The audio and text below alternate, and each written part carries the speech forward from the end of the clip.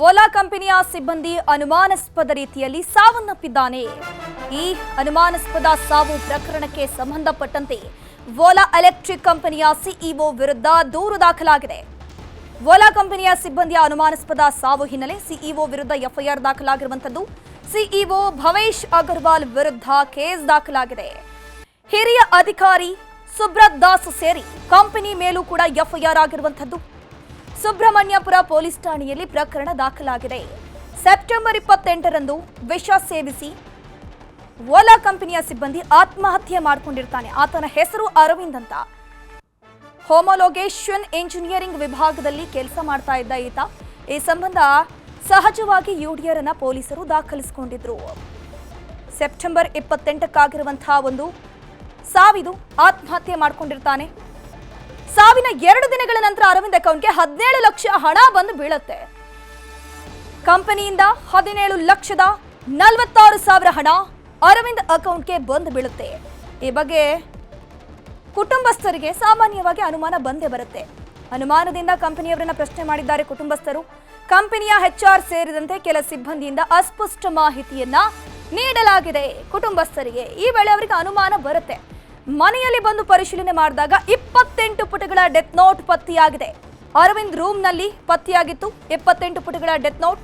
ಸದ್ಯಕ್ಕೆ ಈ ಒಂದು ಡೆತ್ ನೋಟ್ನಲ್ಲಿ ಸುಬ್ರತ್ ದಾಸ್, ಅದ್ರ ಜೊತೆಗೆ ಸಿಇಒ ಭವೇಶ್ ವಿರುದ್ಧ ಆರೋಪ ಮಾಡಿದ್ದಾನೆ ಅರವಿಂದ್.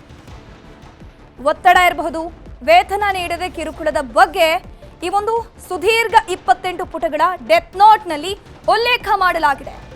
ಡೆತ್ ನೋಟ್ನ ಆಧಾರದಲ್ಲಿ ಅರವಿಂದ್ ಕುಟುಂಬಸ್ಥರಿಂದ ದೂರು ನೀಡಲಾಗಿದೆ. ಈಗಾಗಲೇ ಎಫ್ಐಆರ್ ಕೂಡ ದಾಖಲಾಗಿರುವಂಥದ್ದು. A1 ಆರೋಪಿ ಸುಬ್ರತ್ ದಾಸ್, ಅದರ ಜೊತೆಗೆ ಓಲಾ ಕಂಪನಿಯ ಸಿಇಒ ಆಗಿರುವಂತಹ ಭವೇಶ್ ಅಗರ್ವಾಲ್ ಕೂಡ A2 ಆಗಿದ್ದಾರೆ. ಸದ್ಯಕ್ಕೆ ಇಲ್ಲಿ ಎಕ್ಸಾಕ್ಟ್ಲಿ ಏನ್ ರೀಸನ್, ಟಾರ್ಚರ್ ಏನಾದರೂ ಕೊಟ್ಟಿದ್ರ ಓಲಾ ಕಂಪನಿಯ CEO as well as HR ನವರು, ಯಾವ ರೀತಿ ಕಿರುಕುಳ ಕೊಟ್ಟಿದ್ರು ಅನ್ನೋದ್ರ ಬಗ್ಗೆ ಪೊಲೀಸರು ತನಿಖೆ ಮಾಡಬೇಕಾಗತ್ತೆ.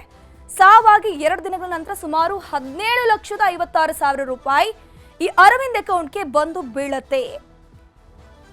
ಆಲ್ ಆಫ್ ಅ ಸಡನ್ ಈ ರೀತಿ ದುಡ್ಡು ಬಂದು ಬೀಳದಾಗ ಕುಟುಂಬಸ್ಥರಿಗೆ ಅನುಮಾನ ಬರುವಂಥದ್ದು ಸರ್ವೇ ಸಾಮಾನ್ಯ. ಹಾಗಾಗಿ ದೂರನ್ನ ಕೊಟ್ಟಿದ್ದಾರೆ. ಬೆಂಗಳೂರಿನ ಜಿಟಿ ಮಾಲ್ನಿಂದ ಬಿದ್ದು ವ್ಯಕ್ತಿ ಸಾವನ್ನಪ್ಪಿದ್ದಾನೆ.